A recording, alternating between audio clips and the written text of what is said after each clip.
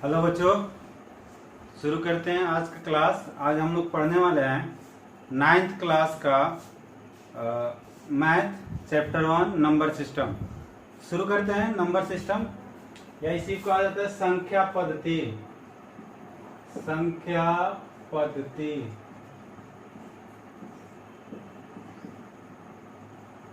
Number system. संख्या पद्धति या नंबर सिस्टम क्या है? तो यह एक संख्याओं का रिप्रेजेंट करने का तरीका है। संख्याओं को रिप्रेजेंट करने का क्या होता है? तरीका होता है। जैसे मान लो 2 है, 3 है, 1 है, 0 है, 5 है, तो इसको कैसे रिप्रेजेंट किया जाता है, वो हमारा नंबर सिस्टम है। तो जनरली तो बहुत सारे तरीके हैं संख्याओं के रिप्रेजेंट करने का, लेकिन जो हम लोगों को पढ़ना है वो 2 पढ़ना है। एक दशमलव पद्धति,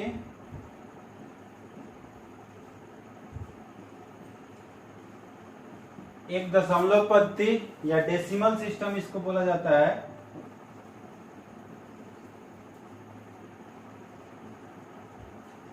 और दूसरा द्विआधारी पद्धति।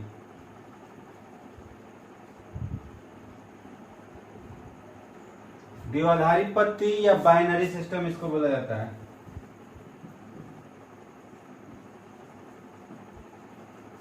Binary system. पहला दशमलव पद्धति, नंबर सिस्टम का पहला जो होगा दशमलव पद्धति, और दूसरा बाइनरी सिस्टम है ना, द्विआधारी पद्धति। Decimal system, binary system. Binary system को हम लोग क्लास 8 में देखे थे क्या होता है ना। अब डेसिमल सिस्टम क्या होता है, तो उसी को हम लोग को अभी जानना है। आइए जानते हैं डेसिमल सिस्टम क्या है। तो डेसिमल सिस्टम में हम लोगों के पास 10 डिजिट रहता है। 0, 1, 2, 3, 4, 6, 7, 8, 9। इस तरह से 10 डिजिट को ही हम लोग अलग अलग स्थानों पर रख के अलग अलग अंक बनाते हैं, है ना। ये 10 डिजिट ही हैं जिससे हम बहुत सारे अंकों का या सारे अंकों का निर्माण करता है। इसी को हम लोगों को पढ़ना है, इस 10 डिजिट के बारे में, है ना। सबसे पहले आता है कि ये दशमलव क्या है ना। दशमलव पद्धति क्या है? तो हम लोग कभी भी दशमलव में जब रिप्रेजेंट करते हैं तो उसको दशमलव सिस्टम बोला जाता है। खैर ये बात अलग है। इस अंकों के बारे में पहले समझिए। अंक जो होता है इसका अपना अपना वैल्यू रहता है। एक होता है इसका अंकीय मान, अंकीय मान, दूसरा स्थानीय मान।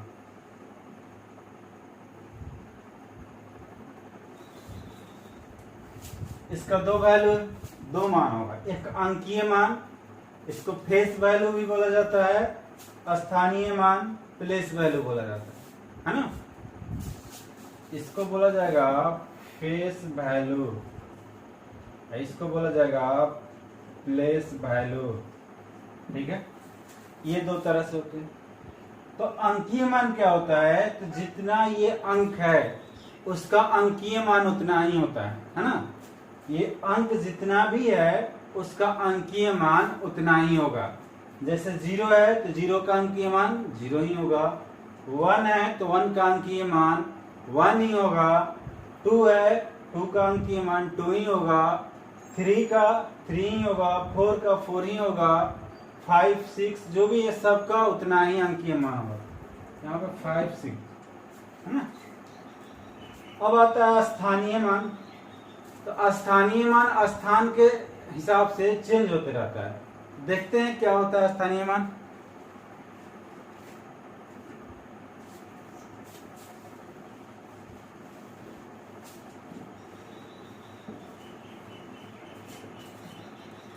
जैसे अगर कोई संख्या ले लो कि 489 है ना, एक संख्या हो गया।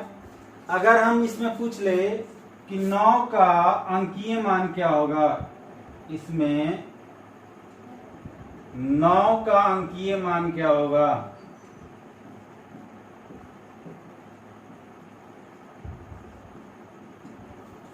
9 का अंकीय मान क्या होगा?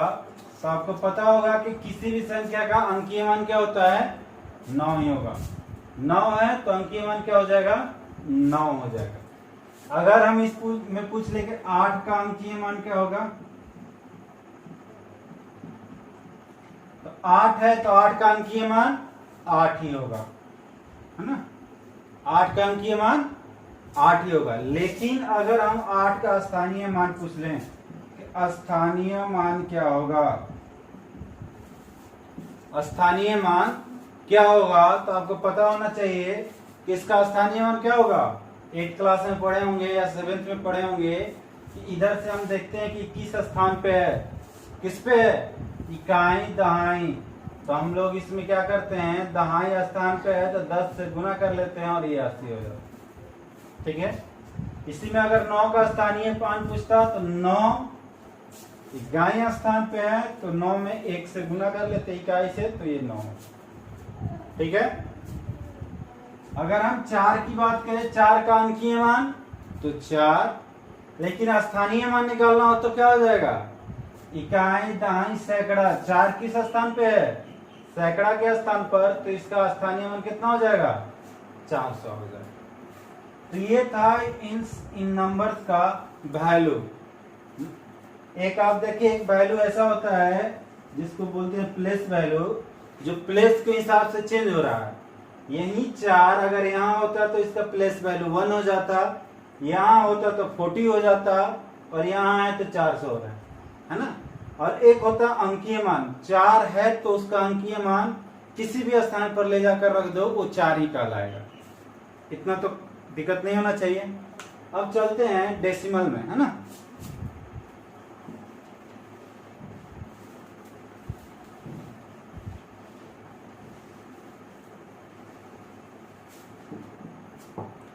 अगर हम बात करें डेसिमल की, तो ये इस तरह से अगर हम 0.5 लिखें तो हम लोग कहते हैं कि ये दशमलव में है ना। 0.5 रखे हैं तो ये क्या बोलते हैं? दशमलव बोला जाता है। इसी तरह से 0.3333 इनफिनाइट तक 3 ही आते रहेगा। एक तरह से ये भी दशमलव होता है। ठीक है। एक तरह से ये भी होता है कि 0.124268 ऐसे चलते जाएगा, है ना? ठीक है। तो ये 3 तरह के दशमलव जो है उसमें समझिए कि यहाँ पर एक ही अंक है, ये जो होता है रिपीट करते जा रहा है, 3 3 3 3 3 3 आगे भी आएगा।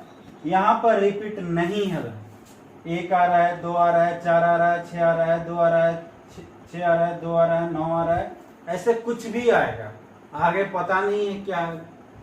इस तरह के दशमलव को अगर हम फॉर्म में देखें, अगर हम इसके आगे कहें तो जितना चाहे उतना 0 लगा सकते हैं, आगे हो जाएगा, कोई दिक्कत नहीं। तो अगर इसकी बात करें और इसकी बात करें तो इसको बोला जाता है रिपीटेड डेसिमल, रिपीटेड डेसिमल। ठीक है। और ये जो रिपीट नहीं कर रहा है इसको नॉन रिपीटेड।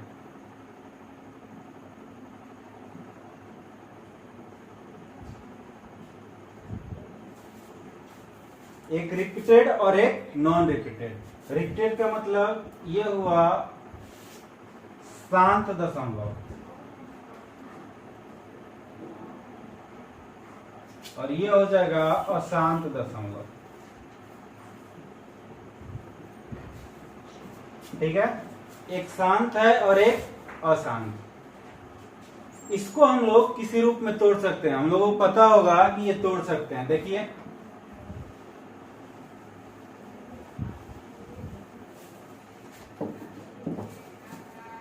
ये 0.5 है तो हम इसको लिख सकते हैं 5/10। दशमलव के बाद एक अंक है 0, है ना। बराबर जो होगा हम लिख सकते हैं इसको काट के 1/2। क्या लिख सकते हैं? 1/2। 1/2 को हम लोग क्या लिख सकते हैं?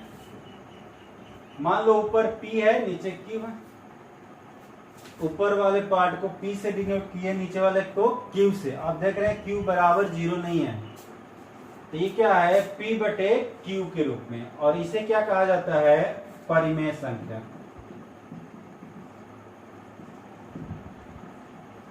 पहला जो हमारे पास संख्या आया वो क्या आया, परिमेय संख्या। तो वैसी संख्या जो P बटे Q के रूप में हो। इसका डेफिनेशन लिखोगे, जो P बाई Q के रूप में हो, ठीक है, और Q बराबर नहीं 0, और Q बराबर नहीं 0। इस तरह से इसको समझिए कि वैसा संख्या जो P बाई Q के रूप में हो और Q जो है बराबर नहीं हो 0, यानी इसको दूसरे शब्दों में कह सकते हैं कि अंश बटे हर के रूप में है। वह संख्या जो अंश बटा हर के रूप में है, और हर क्या होगा, बराबर नहीं होगा 0 का। इसको क्या बोला जाता है, अंश बोला जाता है, और नीचे वाले को हर बोला जाता है। तो हर जो है बराबर नहीं होना चाहिए 0, अंश हो सकता है, ठीक है। तो ऐसा संख्या जो P बटे Q के रूप में हो और Q बराबर नहीं हो 0, तो इसको कहा जाता है परिमेय संख्या। और एक संख्या जो होता है वो होता है अपरिमेय।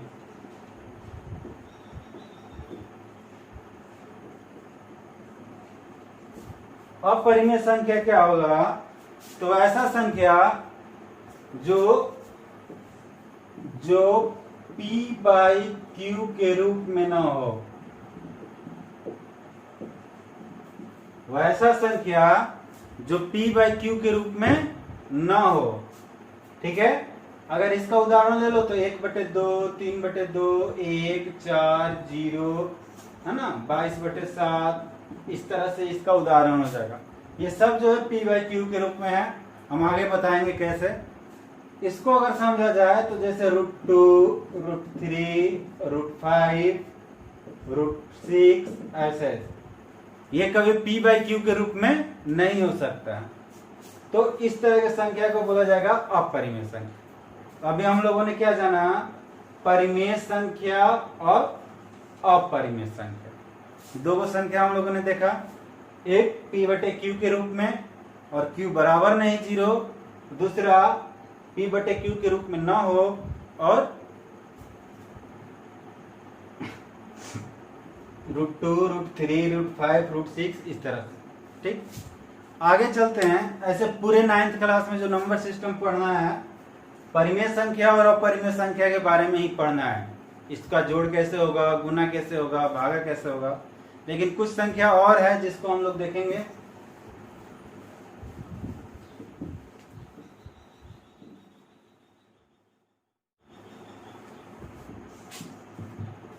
कुछ संख्या और जो है इस तरह से है कि पहला जो है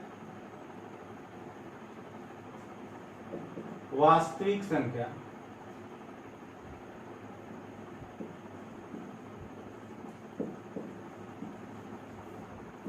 इसको बोला जाता है रियल नंबर, ठीक है। वास्तविक संख्या को क्या बोला जाएगा, रियल नंबर। तो वह पूरी संख्या जिसका हम लोग यूज करते हैं, है ना, या जिसको हम लोग संख्या रेखा पर दर्शा सकते हैं। आप जानते हैं कि यहाँ से यहाँ तक ये 0, 1, 2, 3, 4, -1, -2, -3, है ना, इस तरह से। यानी -इन्फिनाइट से लेकर प्लस में इन्फिनाइट तक जितनी भी संख्याएं होती हैं वो रियल नंबर होती हैं, है ना। जितनी भी ये संख्याएं होंगी क्या होंगी, रियल नंबर, वास्तविक संख्या, ठीक है। अब इसको भी बहुत तरह से क्लासिफाई कर सकते हैं ना, positive, negative, integer, odd, even, सारे तरह से इसको हम लोग ले सकते हैं, ठीक है। तो इसमें हम लोग मेन देखेंगे। वास्तविक संख्या हो गया, एक होता है काल्पनिक संख्या।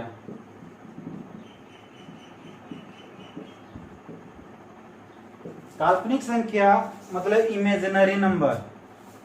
इमेजिनरी नंबर क्या होता है, तो ऐसा संख्या जो होता नहीं है, जिसके बारे में हम लोग सोच सकते हैं, ठीक है, जैसे माइनस में √2, माइनस में √1, इस तरह से, तो ये पॉसिबल नहीं है। या फिर आगे जाओगे तो मिलेगा आई एक काल्पनिक संख्या है जिसका मतलब होता है आयोटा, ठीक है, आई काल्पनिक संख्या है जिसका मतलब क्या होगा, आयोटा होगा। आई भी एक क्या है, काल्पनिक संख्या है ना। आगे आपको 11th 12th में मिलेगा ये चीज, काल्पनिक संख्या ये हो गया। आगे चले, और भी संख्याएं जो होती हैं कुछ कुछ, उसके बारे में जानते हैं। जैसे मान लीजिए सम संख्या, विषम संख्या, सम संख्या और विषम संख्या।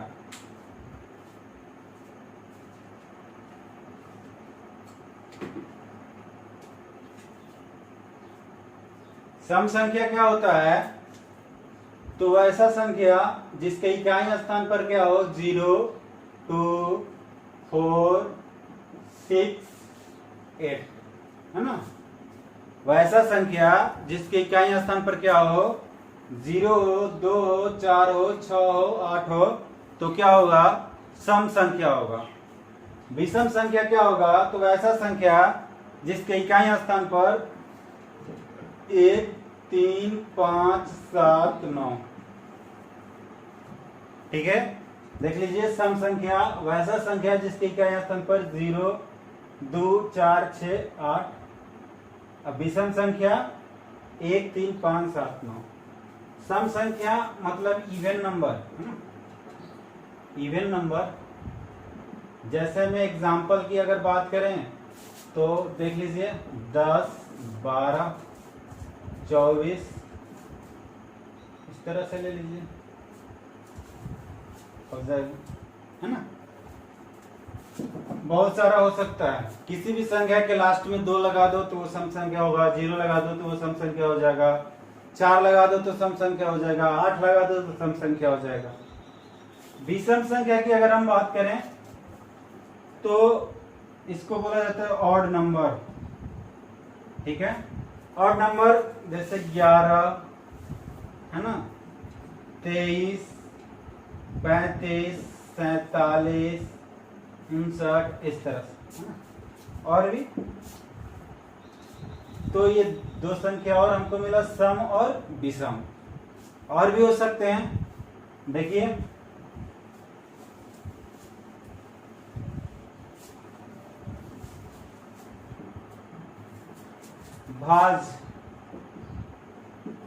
भाज्य संख्या, अभाज्य संख्या, ये दो को देख लीजिए क्या होता है। भाज्य संख्या वैसी संख्या जिसका फैक्टर 2 से ज्यादा हो, है ना। वैसा संख्या जिसका 2 से ज्यादा गुणनखंड हो,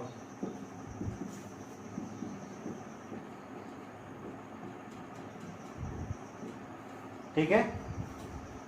जैसे 4, 6, 8, 10, 12, 4 की अगर बात करें तो 1 2 से भी कटता है और 4, इसका फैक्टर 3 हुआ, यानी 2 गो से ज्यादा। अगर हम 6 की बात करें तो 1, 2, 3, 6। 8 की बात करें तो 1, 2, 4, 8, 2 से ज्यादा फैक्टर हुआ। इसी तरह से अभाज्य संख्या की बात करें तो जिसका 2 और केवल 2 फैक्टर हो, वैसा संख्या जिसका केवल 2 गुणनखंड हो,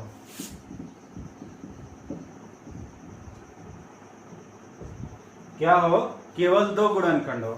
जैसे मान के चलिए 5, है ना, 7, 2, 3, ये सारे अभाज्य संख्याएं हैं। 11, अब 5 का हो, 5 1 से कटता है और फिर 5 से कटता है और किसी संख्या से नहीं कटेगा, है ना। 7 की अगर बात करें तो 1 से कटता है, 7 से कटता है। 2 जो है 1 से कटता है और 2 से कटता है। 11 जो है 1 से कटता है, 11 से कटता है। 3 जो है 1 से कटेगा और 3 से कटेगा। तो इसमें देख लीजिए सिर्फ 2 ही फैक्टर हो रहे हैं, 2 ही गुणनखंड हो रहा है, 2 से ज्यादा नहीं हो रहा है। इसमें क्या था कि 2 से ज्यादा हो रहा है, 2 से ज्यादा कुछ भी हो सकते हैं, 3 4 5 6 7 8 10 12 कुछ भी, तो ज्यादा हो जाएंगे, है ना। अब सवाल आता है कि एक क्या है ना। एक जो है वो क्या है, एक ना तो भाज्य संख्या है और ना ही अभाज्य, ठीक है। इसको बोला जाता है प्राइम नंबर, अभाज्य को बोला जाएगा प्राइम नंबर, इसको बोला जाएगा कंपोजिट नंबर, कंपोजिट नंबर, ठीक है। तो ये जो होगा एक नाइदर कंपोजिट नॉर प्राइम, ना तो ये, क्यों भाई, एक से कटेगा और फिर 1 से कटेगा। इसमें आप देख रहे हो एक ही हो रहा है, ना तो ये भाज्य में जा रहा है ना अभाज्य में, एक केवल 1 से कटता है, इसलिए जो है इसमें एक ही इसका फैक्टर आ रहा है। लेकिन डिफिनीशन क्या कह रहा है कि अभाज्य संख्या का 2 गो गुणनखंड होना चाहिए, फैक्टर होना चाहिए, इसमें एक ही आ रहा है ना। तो यहां से अगर देखा जाए कि सबसे छोटा अभाज्य संख्या क्या होगा, सबसे छोटा अभाज्य संख्या क्या होगा, आप देख रहे होंगे 2, बहुत इंपॉर्टेंट चीज है, सबसे छोटा अभाज्य संख्या 2, ठीक। सबसे छोटा अभाज्य संख्या की बात करें तो 2 होगा। अच्छा, 2 एक ऐसा सम संख्या भी है जो अभाज्य होता है, केवल 2 ही एक ऐसा सम संख्या है जो अभाज्य होता है, ठीक है। चलते हैं आगे, थोड़ा सा देख लेते हैं।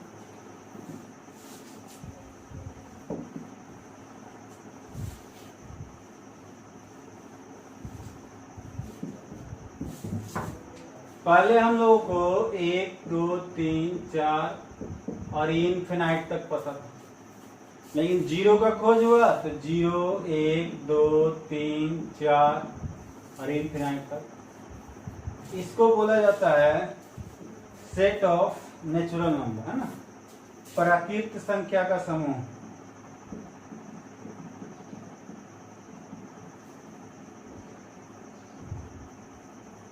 इसको बोला जाएगा पूर्ण संख्या का